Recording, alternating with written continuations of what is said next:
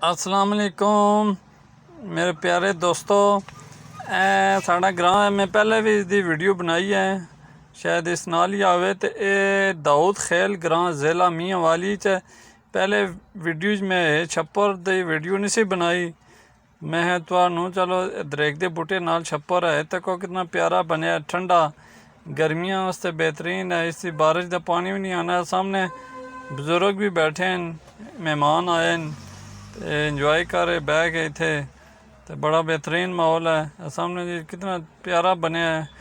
ये डेरा है, डेरे छप्पर बनया बहन वास्ते, मेहमान शमान वास्ते। कोई साइज नहीं जगह, पंखा स्टैंड वाला लगा है। ये सामने तो बिल्कुल लग रहा आस्ता आस्ता, मगर फुल स्पीड ही है।